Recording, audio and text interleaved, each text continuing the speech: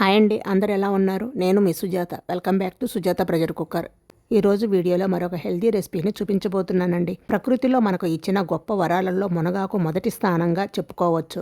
అన్ని ఔషధాలు కలిగిన మునగాకుని మన ఆరోగ్యంలో ఏదో ఒక రూపంలో తీసుకోవటం చాలా మంచిదండి. నేను ఈరోజు మునగాకుతో పకోడీ చేస్తున్నానండి. పిల్లలు ఆకుకూరలంటేనే తినరు కదా, అందుకని మునగాకు ఆరోగ్యానికి చాలా మంచిది కదా. తినని వారి కోసం ఇలా మునగాకు పకోడీ చేస్తే ప్లేట్ మొత్తం ఖాళీ చేసేస్తారు. ఒక్క మునగాకే కాదండి, అన్ని రకాల ఆకుకూరలు తినని వారి కోసం ఇలా పకోడీ చేసి పెట్టండి, చాలా ఇష్టంగా తింటారు. రుచితో పాటు ఆరోగ్యం కూడా ఉంటుంది. మరి ఎందుకు ఆలస్యం? ఎన్నో ఆరోగ్య ప్రయోజనాలు ఉన్న మునగాకు పకోడీ చేసే ప్రాసెస్ ఏమిటో ఇప్పుడు చూసేద్దాం రండి. ఫస్ట్ దానికోసం మునగాకును తీసుకొని ఇలా శుభ్రంగా వాటర్లో కడగండి. ఆకుల మీద దుమ్ము మొత్తం పోతుంది. తర్వాత దాన్ని వీనలు తీసి ఒక గిన్నెలో వేసేసుకోండి. తర్వాత 2 లేదా 3 మీడియం సైజు ఆనియన్ని ఇలా సన్నగా బారుగా కట్ చేసేసుకోండి. చూడండి, ఇలా సన్నగా ఉండాలి, అప్పుడే పకోడీ బాగుంటుంది. ఇప్పుడు ఒక మిక్సింగ్ బౌల్ తీసుకొని అందులోకి ముందుగా కట్ చేసి పెట్టుకున్న ఆనియన్స్ ముక్కలను వేసేసుకోండి. వాటిని 1 నిమిషం ఇలా ఫ్రెష్ చేస్తూ కలపండి. ఇలా కలపటం వలన పీసెస్ అనేవి సపరేట్ అవుతాయి. అందులోనే కొన్ని పచ్చిమిర్చి ముక్కలు, కొంచెం సన్నగా తరిగిన కొత్తిమీర కూడా వేసేసుకొని మనం శుభ్రం చేసి పెట్టుకున్న మునగాకు మొత్తాన్ని కూడా వేసేసుకోవాలి.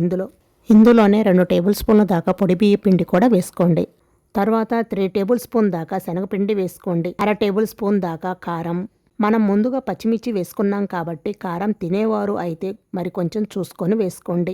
నేనైతే 1/2 టేబుల్ స్పూన్ వేసుకుంటున్నానండి. నెక్స్ట్ వచ్చేసి 1/2 టేబుల్ స్పూన్ దాకా మసాలా పౌడర్ వేసుకోండి. 1/2 టేబుల్ స్పూన్ దాకా అల్లం వెల్లుల్లి పేస్ట్ కూడా వేసేసుకోండి. నెక్స్ట్ వచ్చేసి రుచికి సరిపడా ఉప్పు వేసుకొని లాస్ట్గా 1 టేబుల్ స్పూన్ దాకా ఆయిల్ వేసుకోండి. ఈ ఆయిల్ వేయటం వలన పకోడీ అనేది నూనె ఎక్కువగా పీల్చకుండా ఉంటుందండి. ఇప్పుడు వీటన్నిటిని బాగా కలుపుకోవాలి. ఉప్పు, కారం, మసాలాలు అన్నీ పట్టేటట్టు బాగా కలుపుకోవాలి. వాటర్ పోయకుండానే ముందు ఇలా ప్రెస్ చేస్తూ బాగా కలపండి. ఉల్లిపాయల్లో ఉండే తేమ ఉంటుంది కదా, అది కొంత సరిపోతుంది. చూడండి, ముక్కలు బాగా కలిసిపోయాయి. ఇప్పుడు జస్ట్ కొంచెం వాటర్ పోసుకొని కలపండి. ఈ పకోడీ గట్టి పకోడీ కాబట్టి వాటర్ ఎక్కువ పట్టదండి, చూసుకొని కలుపుకోవాలి. జస్ట్ వాటర్ కొంచెం వేసుకుంటే సరిపోతుంది. ఈ పకోడీకి పిండిని బాగా ఫ్రెష్ చేస్తూ కలిపారంటే టేస్ట్ అంతా బాగుంటుంది. ఆనియన్స్కి ఈ మసాలాలు అన్నీ పట్టి రుచి చాలా బాగుంటుంది. చూడండి, పిండి కన్సిస్టెన్సీ అనేది ఇలా ఉండాలన్నమాట. తప్పకుండా ట్రై చేయండి, చాలా రుచిగా ఉంటుంది. ఇలా కలిపిన తర్వాత పక్కన పెట్టేసుకోండి.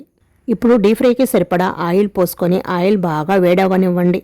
వేడైన తర్వాత మనం ముందుగా కలిపి పెట్టుకున్న పకోడీ పిండిని ఇలా ఆయిల్లో నెమ్మదిగా వేసేసుకోండి. మనం నార్మల్గా పకోడీలు ఎలా వేసుకుంటామో అలా వేసేసేయండి. వేసిన వెంటనే కదపకుండా 1 నిమిషం అలా ఉంచి తర్వాత అటు ఇటు తిప్పుకుంటూ గోల్డెన్ బ్రౌన్ కలర్ వచ్చే అంతవరకు ఫ్రై చేసుకోవాలి. చూడండి, ఇలా మంచి కలర్ వచ్చిన తర్వాత తీసి ఒక ప్లేట్లో వేసుకోండి. అంతేనండి, ఇలాగే మిగిలిన పిండితో కూడా ఇలా పకోడీలా వేసుకొని ఫ్రై చేసి తీసుకోవటమే. అంతేనండి, మునగాకు పకోడీ రెడీ అయిపోయింది. ఈ పకోడీని వేడివేడిగా సర్వ్ చేసుకున్నా బాగుంటుంది, లేదా చల్లగా అయిపోయినా కూడా బాగుంటుంది. తప్పకుండా మీరు కూడా ట్రై చేయండి, హెల్త్కి చాలా మంచిది. ఎన్నో బెనిఫిట్స్ ఉన్న ఈ మునగాకు పకోడీని తప్పకుండా ట్రై చేయండి. ట్రై చేసి మీకు టేస్ట్ ఎలా అనిపించిందో నాకు కామెంట్ రూపంలో తప్పకుండా తెలియచేయండి. వీడియో నచ్చితే లైక్ చేసి మీ ఫ్రెండ్స్ అండ్ మీ ఫ్యామిలీ మెంబర్స్కి షేర్ చేయండి. అలాగే మరిన్ని సింపుల్ అండ్ టేస్టీ రెసిపీస్ కోసం సుజాత ప్రెషర్ కుక్కర్ యూట్యూబ్ ఛానల్ని తప్పకుండా సబ్స్క్రైబ్ చేసుకోండి. Thank you for watching.